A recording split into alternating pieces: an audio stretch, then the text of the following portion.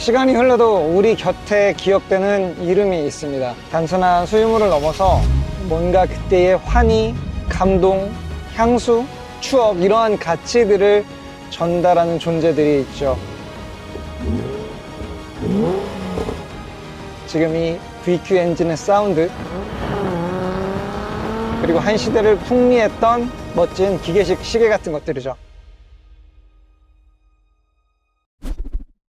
아마 저희 채널 오래 보신 분들은 눈치채셨겠지만 저는 자동차만큼이나 시계도 굉장히 좋아합니다. 크기는 전혀 다르지만 내부에 돌아가는 메커니즘은 놀랄 정도로 닮아 있거든요. 구동계에서 나오는 파워를 한치의 오차 없이, 시계는 바늘까지, 그리고 자동차는 휠까지 전달해야 되는 이 기어 트레인의 조합. 약간 투박하거나 각진 디자인의 자동차들이라면 사각형의 두께감이 있는 이러한 스포츠 워치들을 차고 나가기도 했었고요. 비즈니스 세단이나 럭셔리 브랜드의 차량이라고 한다면은 반짝거리고 두께도 얇은 클래식한 디자인의 시계를 차고 나갔던 적도 있었습니다. 그래서 이번 시간은요, 일본 스포츠카 역사에서 가장 오랜 역사를 지니고 있는 닛산 페어레이디 Z와 함께 세이코라는 브랜드의 이야기를 해보려고 합니다.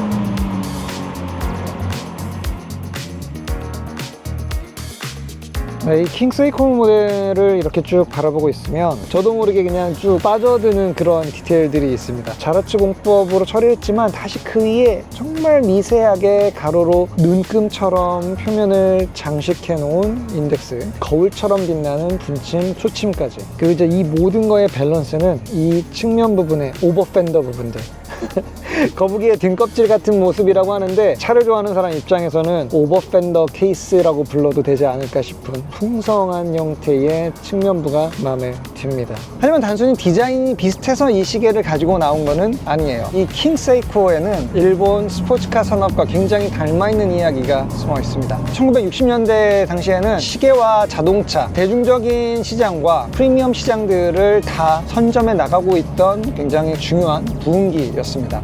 그리고 그때 등장했던 게 바로 이 닛산 페어레이디 Z의 계보였죠.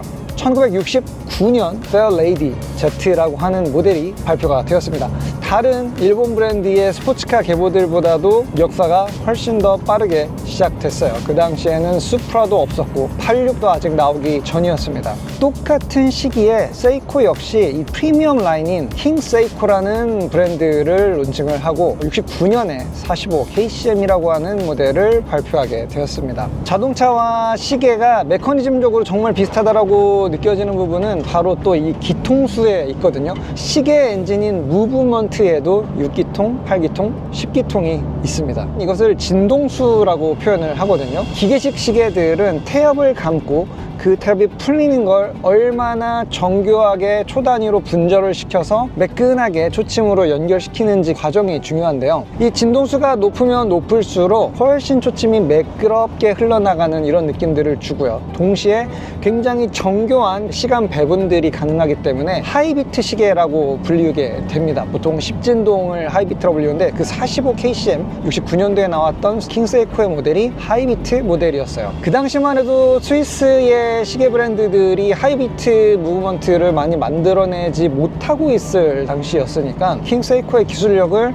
만천에 과시했던 모델 중에 하나였습니다. 그리고 그러한 가공이 가능했던 그 이면에는 일본 산업 특유의 장인 정신도 크게 한몫했습니다. 일본의 스포츠카들을 얘기할 때 단순한 기계의 조립 그 이상을 넘어서 기계라는 차가운 금속에 무엇을 담아내고 싶었던 것인지 혼이 느껴지는 때가 많거든요. 굉장히 많은 장인들의 고집과 철학이 들어갔습니다. 그리고 그 고집은 지금 이 350Z 까지도 연결되는 부분들이 꽤 많죠. 페어레이디, 이 Z 시리즈 같은 경우에는 우리에게 약간 익숙한 듯 익숙하지 않은 그런 존재거든요. 우리나라에서 흔하게 보여지는 자동차도 아니었고 일본 애니메이션에서도 뭐 이렇게 자주 보이는 차는 아니었죠. 오히려 완간 미드나잇처럼 그 악마의 Z, 초고속 배틀에 어울리는 약간 다루기가 어려운 차? 이런 이미지들도 있었던 것 같아요. 하지만 실제로 이 Z를 몰아보게 되면 스포츠카가 갖춰야 될 감성들이 오롯이 다 담겨 있습니다. 특히 이 스티어링 감각은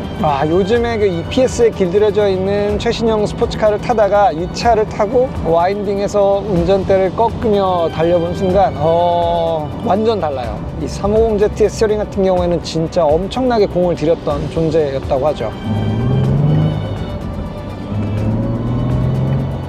매끈한 이 케이스의 표면 처리는 도대체 며칠 동안 저걸 폴리싱을 하고 있어야지 저런 부드러운 곡면에서 거울처럼 이어지는 이러한 경도와 깨끗함을 얻어낼 수 있을까라는 생각이 들거든요. 킹세이코 시계를 바라보고 있으면 요즘 나오는 고급 차들이 계기판을 몇 인치짜리 스크린을 썼습니다, 이런 데에 너무 집중해서 빠져 있는 게 아닌가라는 되게 허탈하고 좀 아쉬운 마음들이 들어요. 진짜 고급스러움은 가상 그래픽으로 만들어지는 게 아니라 누군가가 수십 시간 땀을 흘리며 본인이 원하는 그 퀄리티를 만들어낼 때까지 정진하는 그 결과물에서 오는 것이 아닐까라는 생각이 들거든요.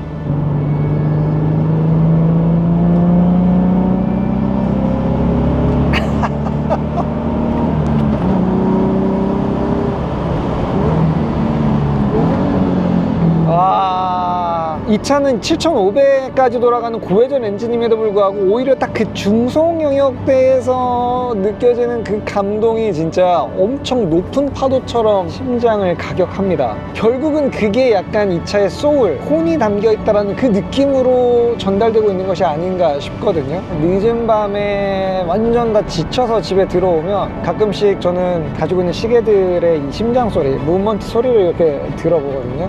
아마 시계 애호가 분들이라고 한다면 소리만 듣고도 이거는 내가 가지고 있는 시계 중에 어떤 모델이다 라는 걸 분간해 내실 수 있을 거예요. 왜냐면 제조사들마다 내는 그 특유의 틱틱틱틱 거리는 느낌, 그리고 아까 얘기했던 그 기통수, 진동수에 따른 틱틱거림의 인터벌도 다 다르기 때문에 시계마다 약간씩 다른 사운드를 냅니다. 어떤 무브먼트들은 굉장히 좀 거칠게 절컥절컥거리면서 가는 시계들도 있고요. 서랍 속에 넣어놔도 거실에서 그 소리가 들릴 정도의 소리가 나는 무브먼트도 있거든요.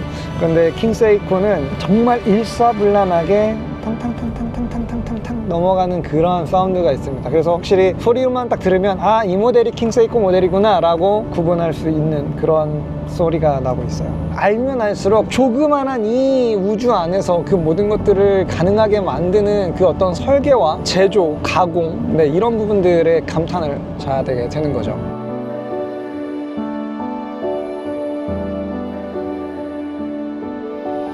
하지만 모든 것은 영원할 수는 없죠. 시대의 흐름에 따라서 굉장히 유명했던 제품들도 단산을 피할 수 없는 경우들이 종종 있었습니다. 페어레이디 같은 경우에도 사실 9년도에 개발이 됐던 300GX 이후로 명백히 끊겼던 구간이 있었어요. 하지만 강렬한 인상을 주었던 제품과 이름은 사람들의 기억 속에 남기 마련이죠. 여전히 시장에 요구가 존재하게 됩니다. Z의 이름 역시 지금 제가 타고 있는 이 350Z로서 2000년대 초반 다시 이 스포츠카 시장의 문을 두드리게 되었던 거죠. 페어레이디는 초창기 모델부터 지금까지 초기 모델들의 형태와 컨셉을 한 번도 바꾼 적이 없습니다. 기다란 후드, 약간 뒤쪽으로 앉는 드라이버 포지션과 쐐기형의 측면 실루엣, 헤리티지까지 같이 챙기고자 하는 이러한 디테일들이 중간에 다시 되살아났다는 점, 요즘 자동차에서는 이런 것들을 점점 찾아볼 수 없기 때문에 이런 네오 클래식 모델들에 대한 향수가 점점 커져가고 있는 것이 아닌가 싶습니다. 그리고 또 그런 부분들 때문에 새로 나오는 시계의 디자인들도 과거 60년대의 이 레거시 모델들을 조금이라도 다시 닮아가려는 이런 움직임이 나오는 게 아닌가 싶은 생각도 들고요. 이 KS1969도 69년도에 있었던 45KCM의 복각 모델입니다. 60년대 킹세이코의 찬란했던 유산, 그 디자인을 2020년대의 감각으로 아주 살짝 변형을 했지만 거의 대부분은 그 당시 KCM의 정통성을 그대로 유지하고 있어요. 자칫 우리에게서 사라질 뻔했었던 그 이름을 잊혀지지 않게 만든 모델, 이 페어레이디 Z가 그랬던 것처럼 45KCM 모델은 바로 이 KS1969 SJ111이라고 하는 모델로 킹세이코라고 하는 이름을 다시 불러일으켜 줬습니다. 그리고 이제 우리가 자동차를 평가할 때 또 중요하게 보는 게 바로 착좌감입니다. 어느 정도 몸에 밀착되면서 딱 잡아주는 그런 시트들이 있습니다. 시계 같은 경우에도 착용감이라고 할까요? 손목을 너무 불편하게 옥죄지 않으면서 편하게 이 착용감을 유지해 줄 수 있는가. 그리고 이제 그러한 착용감들은 러그와 러그 사이의 이런 형상, 그리고 또 시계 줄, 브레이슬릿이나 가죽, 레더 스트랩의 소재나 구성에 의해서 결정이 됩니다. 네, 이 SJ111 모델 같은 경우에는 13개의 조각들로 나누어진 금속 브레이슬릿을 가지고 있습니다. 매 칸들이 굉장히 여유 있게 움직일 수 있는 이 유격을 가지고 있어서 살짝 흔들었을 때 가볍게 찰랑찰랑거리는 이러한 느낌이 이 시계의 매력 포인트입니다.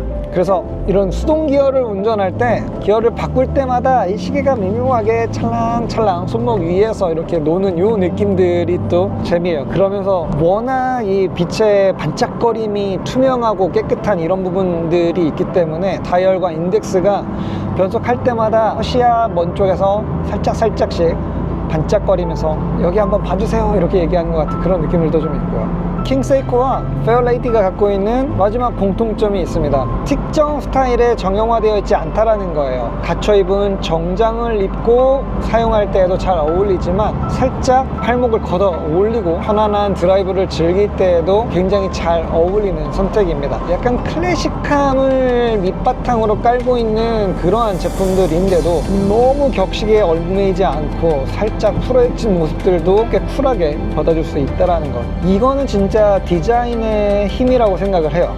앞으로도 이러한 페어레이디 성향 같은 자동차를 리뷰한다면 꽤나 많은 빈도수로 이 시계를 차고 나오지 않을까라는 생각이 듭니다. 여러분들은 어떠한 시계를 좋아하시나요? 이 시계라고 하는 장르가 가격대가 워낙 천차만별이기는 한데 중요한 건 본인이 좋아하는 어떤 가치와 철학을 잘 반영해 줄 수 있는 시계를 찾느냐 이건 것 같거든요. 그 시계가 얼마짜리냐는 사실 그렇게 중요한 부분은 아닌 것 같습니다. 그 브랜드가 추구하고 있는 나름의 고집과 철학이 있는 그러한 브랜드의 시계를 고르면 굉장히 재미있는 시계 라이프가 되는 것 같아요.